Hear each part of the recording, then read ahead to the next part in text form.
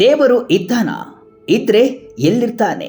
ದೇವಸ್ಥಾನದ ಗರ್ಭಗುಡಿಯಲ್ಲ, ಅಥವಾ ನಿಮ್ಮ ಹಾಗೆ ಮನುಷ್ಯರ ರೂಪದಲ್ಲ? ಈ ಪ್ರಶ್ನೆಗೆ ಉತ್ತರ ಬೇಕು ಅಂತ ಅಂದ್ರೆ ನೀವು ಪಂಢರಾಪುರದಲ್ಲಿ ನಡೆದ ಈ ಮನಕಲಕುವ ಘಟನೆಯನ್ನ ನೋಡಲೇಬೇಕು. ತನ್ನ ವೃದ್ಧ ಹೆಂಡತಿಯ ಒಂದು ಚಿಕ್ಕ ಆಸೆ ಪೂರೈಸೋಕೆ ತನ್ನ ಜೀವನ ಪೂರ್ತಿ ಕೂಡಿಟ್ಟ ಹಣ ಹಿಡಿದು ಚಿನ್ನದ ಅಂಗಡಿಗೆ ಬಂದಿದ್ದ ಆ ಅಜ್ಜನ ಕಣ್ಣಲ್ಲಿ ಕಂಡಿದ್ದು ಹತಾಶೆ. ಆದ್ರೆ ಆ ಅಂಗಡಿ ಮಾಲೀಕನ ರೂಪದಲ್ಲಿ ಸಾಕ್ಷಾತ್ ಪಾಂಡುರಂಗನೇ ನಿಂತಿದ್ದ. ಚಿನ್ನ ತೆಗೆದುಕೊಳ್ಳಲು ಕೂಡಿಟ್ಟ ರೊಕ್ಕ ಸಾಲದ್ದು ಅಂತ ಗೊತ್ತಾಗಿ ಅಂಗಡಿಯಿಂದ ವಾಪಸ್ ಬರುವಾಗ ಅಂಗಡಿ ಮಾಲೀಕ ಅವರನ್ನ ತಡೆದು ಉಚಿತವಾಗಿ ಚಿನ್ನದ ಮಾಂಗಲ್ಯ ಸರ ಕೊಟ್ಟು ಕಳಿಸಿದ್ದಾನೆ. ಇದು ಈಗ ಸಾಮಾಜಿಕ ಜಾಲತಾಣದಲ್ಲಿ ವೈರಲ್ ಆಗ್ತಿದೆ. ಜ್ಯುವೆಲರಿ ಶಾಪ್ ಮಾಲೀಕನ ಕೆಲಸಕ್ಕೆ ಭಾರಿ ಮೆಚ್ಚುಗೆ ವ್ಯಕ್ತವಾಗ್ತಿದೆ.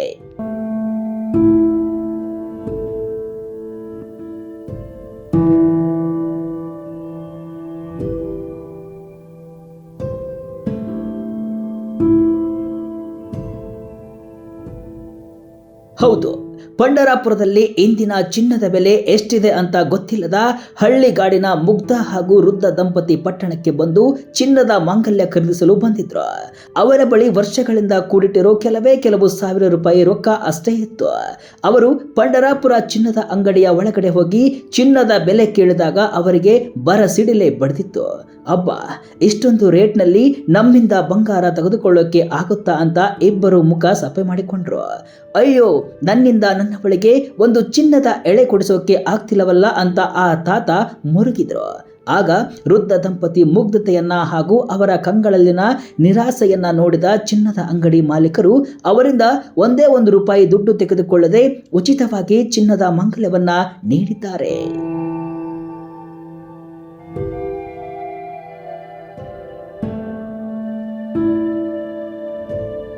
ಈ ಅಪರೂಪದ ಘಟನೆ ಮಹಾರಾಷ್ಟ್ರದ ಪಂಢರಾಪುರದಲ್ಲಿ ಇತ್ತೀಚೆಗೆ ನಡೆದಿದ್ದು ಸದ್ಯ ಸಾಮಾಜಿಕ ಜಾಲತಾಣದಲ್ಲಿ ಸಖತ್ ವೈರಲ್ ಆಗ್ತಿದೆ. ವೃದ್ಧ ದಂಪತಿಯ ಬಳಿ ಮಾಂಗಲ್ಯ ಸರಕ್ಕೆ ಆಗುವಷ್ಟು ಹಣ ಇಲ್ಲದಿದ್ರೂ ಕೂಡ ಅವರಿಗೆ ಮಾಂಗಲ್ಯ ಸರವನ್ನ ನೀಡಿ ಅವರು ನೀಡಿದ್ದ ಅಲ್ಪ ಹಣವನ್ನು ಕೂಡ ಜ್ಯುವೆಲರಿ ಶಾಪ್ ಮಾಲೀಕ ಅವರಿಗೆ ಹಿಂದಿರುಗಿಸಿದ್ದಾನೆ. ಇದನ್ನ ಕಂಡು ಆ ವೃದ್ಧ ದಂಪತಿಯ ಕಣ್ಣಲ್ಲಿ ನೀರು ಉಕ್ಕಿ ಹರಿದಿದೆ. ಅವರನ್ನ ಸಮಾಧಾನ ಪಡಿಸಿ ಆತ ಅವರನ್ನ ಅವರ ಊರಿಗೆ ಕಳುಹಿಸಿದ್ದಾನೆ. ಮಾಲೀಕನ ಒಳ್ಳೆಯತನವನ್ನ ಕಂಡು ಆ ಹಿರಿಯ ಜೀವಗಳು ಆತನನ್ನ ಹರಸಿ ಊರ ಕಡೆಗೆ ಹೆಜ್ಜೆ ಹಾಕಿದ್ದಾರೆ. ಆ ಅಜ್ಜಿಗೆ ಬಹಳ ದಿನಗಳಿಂದ ಚಿನ್ನದ ಮಂಗಳ ಸೂತ್ರ ಖರೀದಿಸುವ ಆಸೆ ಇತ್ತು. ಅದನ್ನ ತನ್ನ ಪತಿ ಬಳಿ ಹೇಳಿದ್ರು. ತನ್ನವಳ ಆಸೆ ಈಡೇರಿಸಲು ಅಜ್ಜ ತನಗಿದ್ದ ಅಲ್ಪ ಆದಾಯದಲ್ಲೇ ಒಂದಿಷ್ಟು ಹಣವನ್ನ ಕೂಡಿಡುತ್ತಾ ಬಂದಿದ್ರು. ಒಂದಿಷ್ಟು ಹಣ ಸಂಗ್ರಹವಾದ ನಂತರ ಇಷ್ಟಕ್ಕೆ ಬಂಗಾರ ಬರಬಹುದು ಅಂತ ಅಜ್ಜ ಅಜ್ಜಿ ಊಹಿಸಿದ್ರು. ಅಷ್ಟರಲ್ಲೇ ಅವರಿಬ್ಬರು ಆಗಾಗ ಪಂಢರಾಪುರಕ್ಕೆ ಹೋಗಿ ಬರ್ತಿದ್ರು. ಈ ಬಾರಿಯೂ ಪಂಢರಾಪುರಕ್ಕೆ ಹೋಗಿ ಅಲ್ಲಿ ಪಾಂಡುರಂಗನ ದರ್ಶನ ಪಡೆದು ಅಲ್ಲೇ ಪೇಟೆಯಲ್ಲಿರುವ ಯಾವುದಾದರೂ ಬಂಗಾರದ ಅಂಗಡಿಗೆ ಹೋಗಿ ಕೂಡಿಟ್ಟಿರುವ ಹಣ ಕೊಟ್ಟು ಬಂಗಾರ ಖರೀದಿಸುವ ಇರಾದೆ ಹೊಂದಿದ್ರು. ಆದರೆ ಅಂಗಡಿಗೆ ಹೋದಾಗಲೇ ಬಂಗಾರದ ರೇಟು ನಮ್ಮಂತಹ ಬಡವರಿಗಲ್ಲ ಎಂಬುದು ಅವರ ಅರಿವಿಗೆ ಬಂದಿತ್ತು. ಅವರು ಬಂಗಾರದ ಅಂಗಡಿಗೆ ಹೋದಾಗ ಚಿನ್ನದ ಬೆಲೆ 10 ಗ್ರಾಂಗೆ ಲಕ್ಷ ರೂಪಾಯಿ ದಾಟಿತ್ತು. ಪ್ರತಿದಿನ ಸುದ್ದಿಗಳ ಕಡೆಗೆ ಗಮನ ಇರುವವರಿಗೆ, ಸೋಷಿಯಲ್ ಮೀಡಿಯಾ ಜೊತೆ ನಂಟು ಹೊಂದಿರುವವರಿಗೆ ಇದು ಸಾಮಾನ್ಯವಾಗಿ ಗೊತ್ತಿರುತ್ತೆ.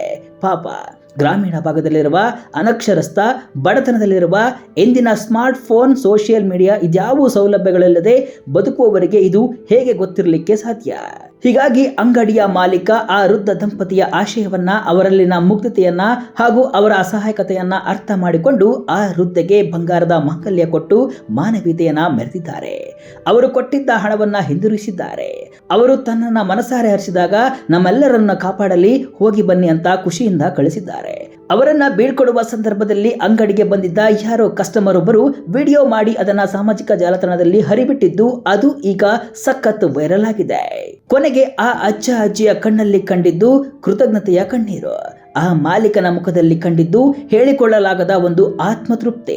ಈ ಘಟನೆ ಪಂಢರಾಪುರದ ವಿಠಲ ಕೇವಲ ಗರ್ಭಗುಡಿಯಲ್ಲಿಲ್ಲ, ಆ ಜ್ಯುವೆಲರಿ ಶಾಪ್ ಮಾಲೀಕನಂತಹ ಕರುಣಾಮಯಿ ಹೃದಯಗಳಲ್ಲೂ ನೆಲೆಸಿರುತ್ತಾನೆ ಎಂಬ ಸತ್ಯವನ್ನ ಸಾರಿ ಹೇಳಿದೆ. ಅದಲ್ಲದೆ ಹಣದಿಂದ ಎಲ್ಲವನ್ನ ಕೊಳ್ಳಬಹುದು, ಆದರೆ ಇಂತಹ ನಿಸ್ವಾರ್ಥ ಪ್ರೀತಿ ಕರುಣೆಯನ್ನಲ್ಲ. ಈ ಘಟನೆ ನೋಡಿದ ಮೇಲೆ ದೇವರು ನಮ್ಮ ನಡುವೆಯೇ ಇದ್ದಾನೆ ಎಂಬ ನಂಬಿಕೆ ಬಲವಾಗುತ್ತೆ. ಆ ಅಜ್ಜ ಅಜ್ಜಿಗೆ ಸಿಕ್ಕಿದ್ದು ಕೇವಲ ಬಂಗಾರದ ಮಾಂಗಲ್ಯವಲ್ಲ, ಬದಲಿಗೆ ದೇವರು ಮತ್ತು ಮನುಷ್ಯರ ಮೇಲಿನ ನಂಬಿಕೆ. ಇದಕ್ಕೆ ನೀವೇನಂತೀರಿ?